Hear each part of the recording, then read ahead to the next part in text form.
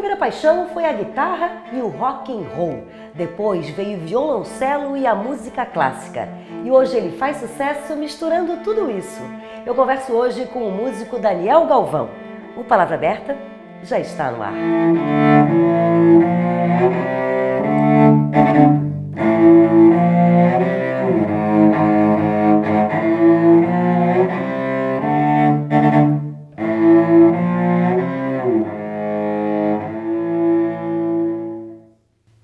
Daniel, que música é essa?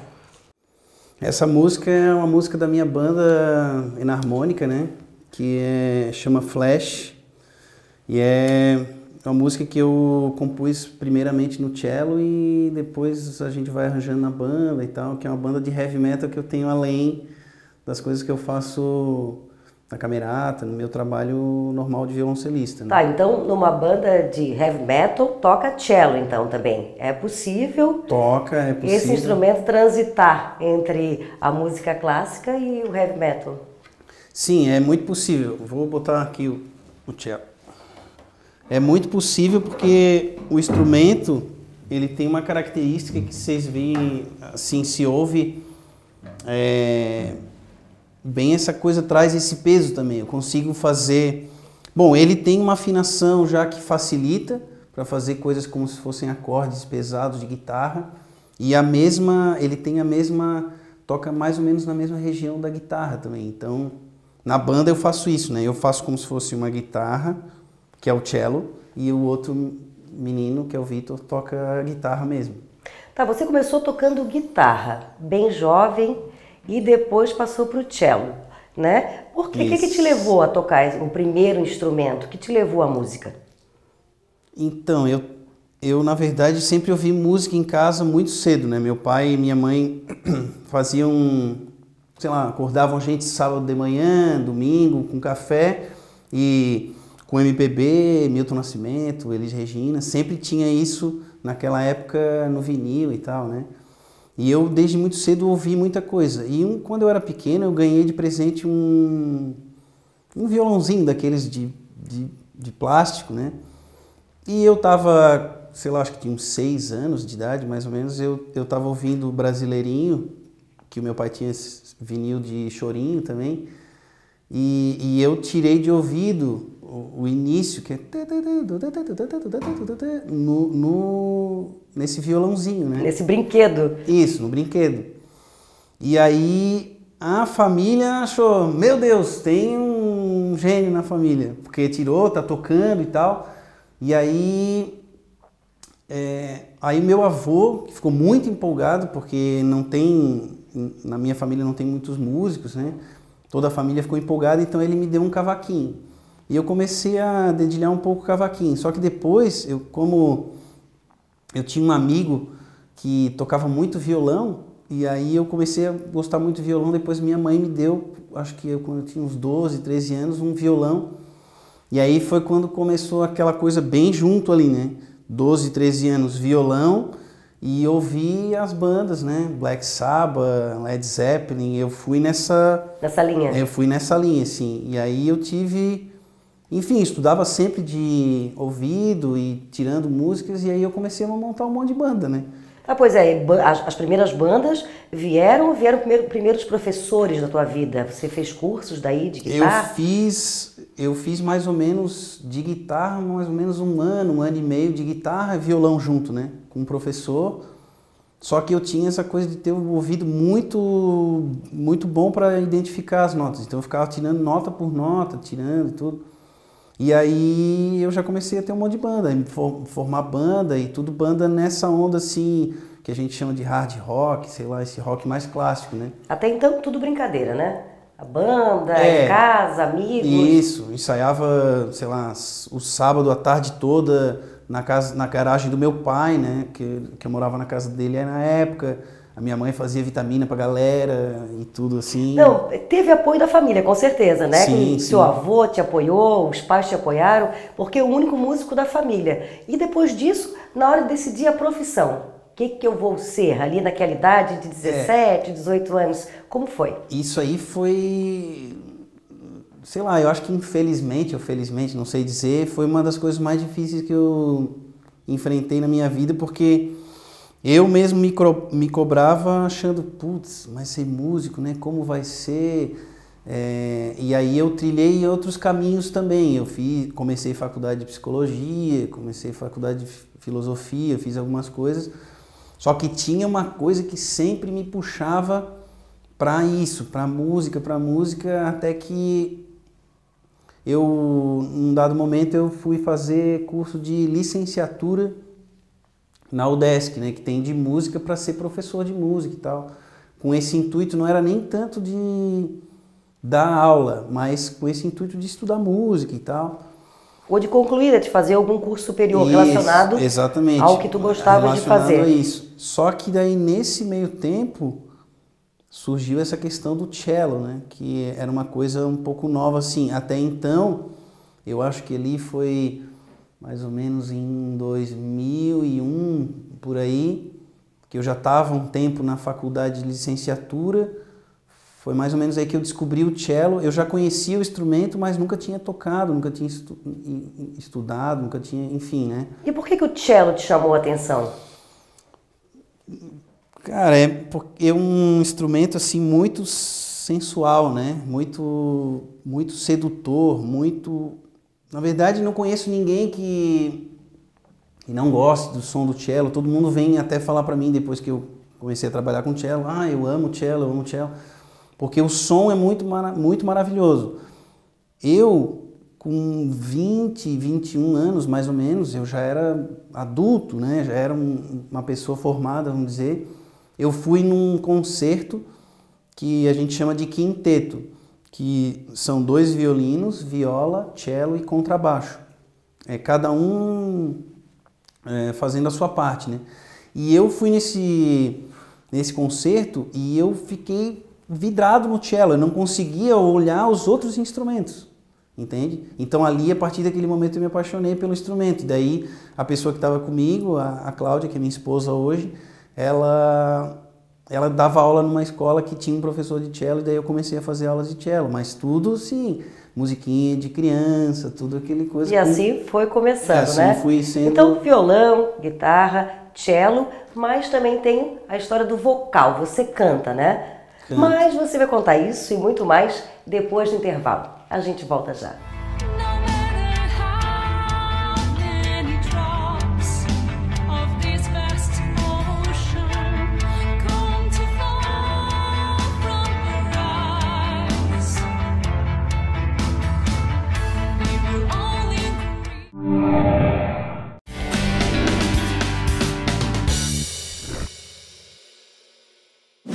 E seguimos a conversa com Daniel Galvão, um músico que toca vários instrumentos, mas também canta.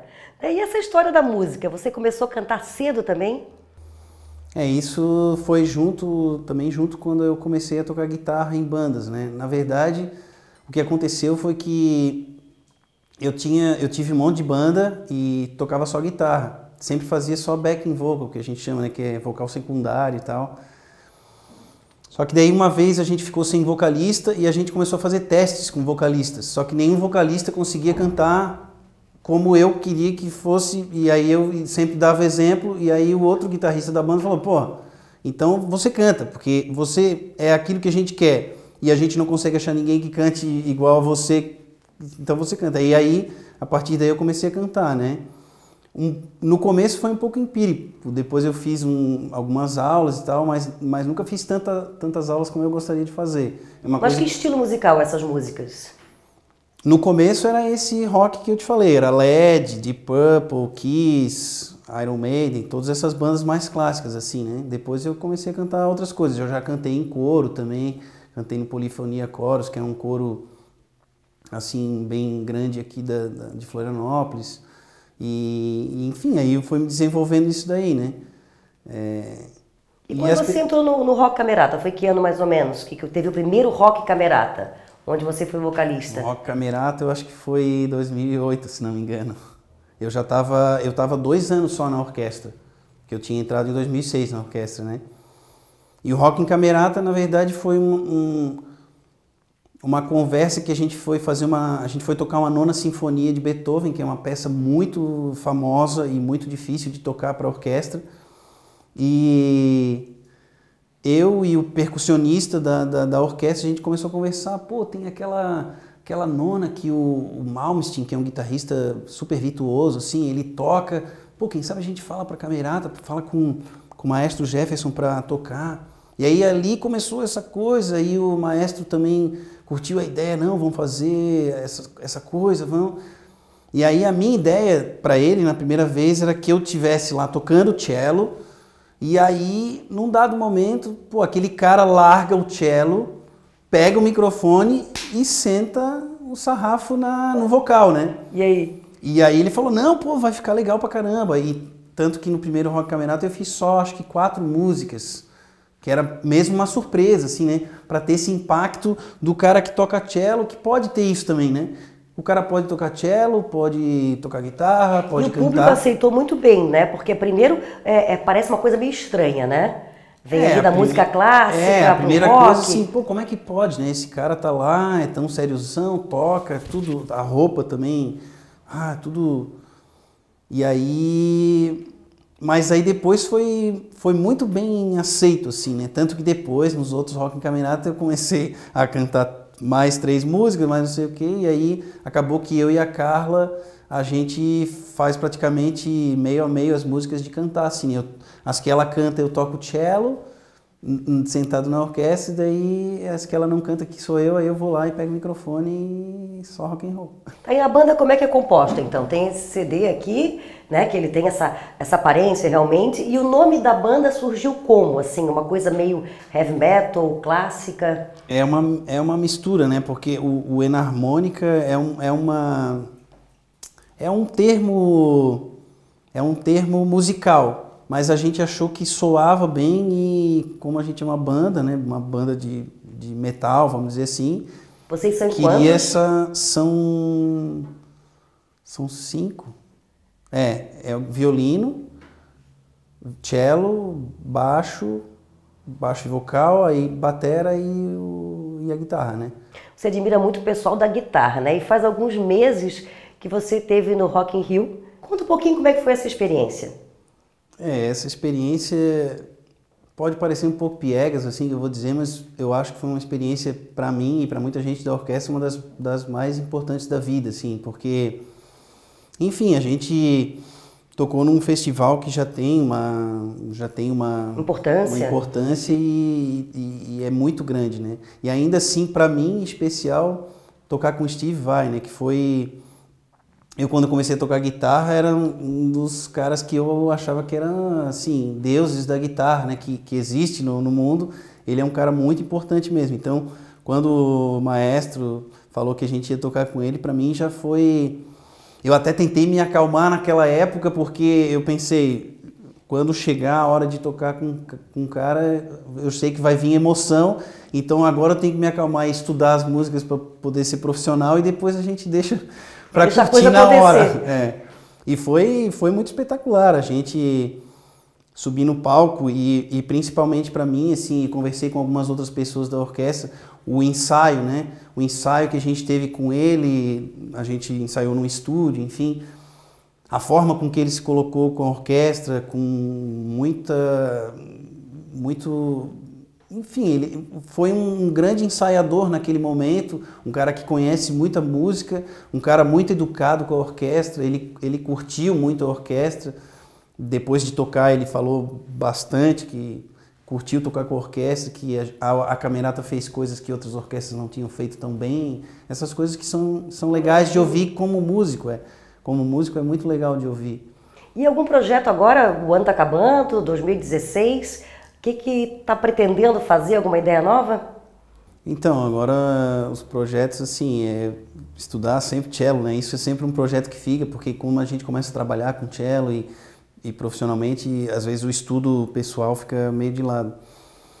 E assim, tem a enarmônica, né? Que é uma coisa que é um projeto principal meu, assim, que mesmo a gente sabendo que é difícil, tem uma banda de metal, eu acredito muito no nosso trabalho pela diferença que tem, o fato de ter cello, ser em várias línguas, e esse é um projeto bem que eu tenho, quero botar minhas fichas cada vez mais, né? Fortemente, principalmente para 2016, porque no ano passado foi, enfim, assim, para consolidar um pouco, e agora para tentar ser mais ousado, de repente fazer um full, né, um CD inteiro com, sei lá, 10, 12, 15 músicas, não sei, para tentar colocar a banda também mais em evidência, assim.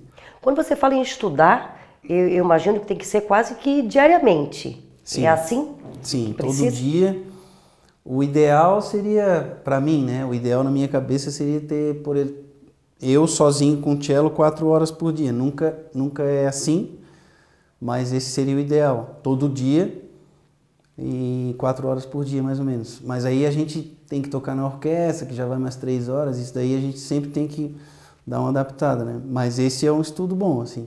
Dá para viver da música? Dá, eu tô vivendo só da música, só de música, em tempo integral, e estou vivendo assim relativamente bem. Às vezes tem suas dificuldades, mas qual é a profissão que não tem dificuldade, né? Às vezes... E o que é importante é fazer o que se gosta, né? Ainda poder viver dela. Pensa você que eu trabalho, meu escritório é atrás do violoncelo, é muito bom. E eu vou te pedir então para tocar mais um pouco para a gente encerrar, e aproveito, eu já te agradeço. Tá bom, eu agradeço também. Obrigada. Valeu.